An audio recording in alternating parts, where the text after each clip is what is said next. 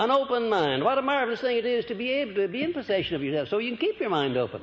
And if you don't keep it open, you're not going to learn very much. If you have a closed mind, you'll find that you'll miss out on a lot of information, a lot of facts that you need that you couldn't get without an open mind. And then something it does to you inside to have your mind closed up against anybody or anything. Say that you have the last word. You don't want any more information. That means you've ceased to grow. The very moment you close your mind on any subject and say, that's the last word, I want no more information on it, then you cease to grow. A keen sense of humor. Now, what I mean by keen sense of humor is you have to have a disposition. If you don't have it, you have to cultivate it so that you can adjust yourself to all of these unpleasant things that come along in life without taking them too seriously. I think I told you about the motto that I saw in the office of Dr. Frank Crane once. It impressed me very much, and especially finding it in the office of a preacher. It said, don't take yourself too damn seriously. And he explained to me what that word damned mean. He said it meant just exactly what it said. If you take yourself too seriously, you are damning yourself. Well, that's obvious, isn't it? Yes. So it wasn't a profane word after all. And I liked it. I like it. I still like it. I think it's a good motto for anybody, not to take himself too seriously. And incidentally, one of the finest tonics that you can take is to have a good laugh at least several times a day. A good hearty laugh. If you don't have anything to laugh at, cook up something. Look at yourself in the glass, for instance. You can always get a laugh out of that. And you'd be surprised at how it'll change the chemistry of your mind right while you're doing it. And if you've got troubles, why, they'll melt away and they won't seem near as big when you're laughing as when you're crying. Keen sense of humor. What a marvelous thing it is. I don't know that my sense of humor is what you'd call keen, but it's alert. I can get some fun out of almost any circumstance in life. I used to get a lot of punishment out of some circumstances that I now get fun out of because I have oiled up and made my sense of humor a little bit more alert than I used to be. Then, next, the frankness of manner and speech, with discriminate control of the tongue at all times based upon the habit of thinking before you speak. Now, most people don't do that. They speak first and think or regret afterwards. What a wonderful thing it is in your conversation, for instance. If you just, before you utter any kind of an expression to anybody, figure out whether it's going to benefit the person that's listening or damage him. Whether it's going to benefit you or damage you. And if you just follow those two simple rules, I would say that half of the things that you say that you wish you hadn't said, you will never say them. If you do a little weighing and a little thinking before you open your mouth and start speaking. You know, there are a lot of people who sit their mouths going and go off and leave them. And they forget what they said because they weren't there. And they're almost always in difficulty with somebody. Frankness of manner and speech. Now, that doesn't mean that you have to tell everybody exactly what you think of him, because if you do that, you'll have no friends.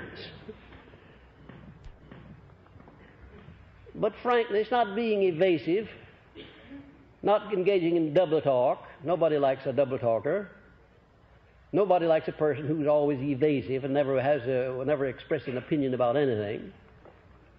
And then number 7, pleasing facial expression. Now, you know, if you study your facial expression in the mirror, it's a marvelous thing to see how much more pleasing you can make your facial expression when you try than when you don't try. By smiling a little bit. It's a marvelous thing to learn to smile when you're talking to people. You'll be surprised at how much more effective what you say is when you're smiling than when you're frowning or when you're looking serious. That makes a tremendous difference on the person that's listening. I hate to talk to a person who's got a serious expression on, as if the whole world is on his shoulders. It makes me fidgety. I just wish that whatever he's saying, he'd get through with it and go on. But if he limbers up like Franklin D. Roosevelt used to and gives you that old $1 million smile, why, even the most trivial thing that he says sounds like music, sounds like wisdom, because what he does to you psychologically. That smile is a marvelous thing. Don't grin at people when you don't mean it, because monkeys can grin.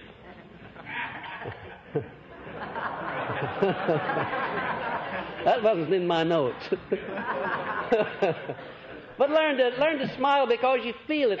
Where does a smile take place first? On your lips or face or where? In your heart, where you feel it. That's where it takes place. You don't have to be pretty, you don't have to be handsome, you don't have to, but a smile, it'll decorate you and embellish you no matter who you are, make your facial expression much more beautiful. And then a keen sense of justice toward all people. Now, a keen sense of justice. In other words, being just with another person even when it's to your disadvantage to do so. What a wonderful thing that is, and how that does endear you to other people when they know very well that your being just with them is costing you something. Do it. There's no particular virtue in being just with the other fellow when you're benefiting by it. And do you have any idea how many people there are that are just fair and just and honest only when they know it's going to come back to them in one way or another?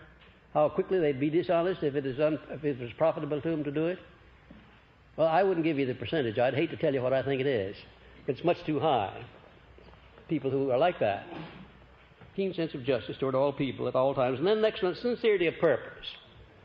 Nobody likes a person who is obviously insincere in what he says and does, who's trying to be something that he's not, who's saying something that doesn't represent his inner thoughts, and you know that's true.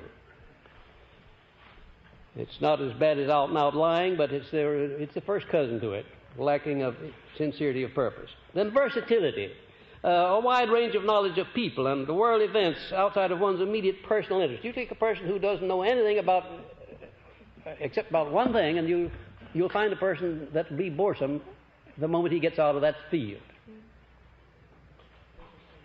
Now, you don't have to use your imagination very much to think of somebody that you know of that he's got his nose so closely to the grindstone in some one thing that he knows nothing about anything that's going on outside of that.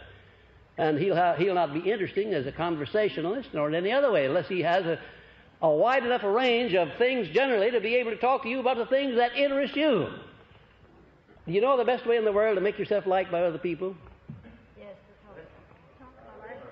Talk to them about the things that interest them. That's it. And incidentally, if you talk to the other fellow about things that interest him, when you get around to talking about things that interest you, he'll be a receptive listener, much more so.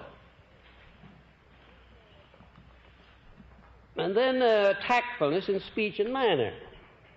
Now, you don't have to, in your speech and in your manner, you don't have to reflect by your mental attitude, by your words, everything that goes on in your mind. If you do that, why, you'll be an open book and everybody can read you at will. And sometimes they'll read you when you wish they hadn't. Tactfulness in your speech and in your attitude toward other people. You can always be tactful. You know, like drivers on the road when the other fellow skins your fenders, and you know how tactful they are when they jump out and run around to see how much damage is done. Maybe 10 cents worth of the paint's been knocked off, and they do $100 worth of damage cussing one another out. No, some of these days I'm going to have the experience of seeing two fellows collide on the highway, and they're going to jump out and apologize, each one claiming it was his fault and wanting to pay the bill. When I do, I don't know what's going to happen to them, but I'm going to see that some of these days. Tactfulness. You'd be surprised how much you can do with people if you're just tactful with them. Oftentimes, instead of telling people to do things or asking them to do things, requesting them to do things or demanding them to do things, it might be very tactful and helpful if you requested them and asked them if they would mind doing things. Even though you're in authority to give them an instruction, it's still better to ask if they would mind doing certain things. One of the most outstanding employers I ever knew never gave any of his employees direct instructions. That was Andrew Carnegie. He always asked his associates and his employees, even the humblest, if they would mind doing something for him. Or would it be convenient? Or would it be suitable? Never ordered them to do anything, but asked them always. No wonder he got along so well with people. No wonder he was so successful.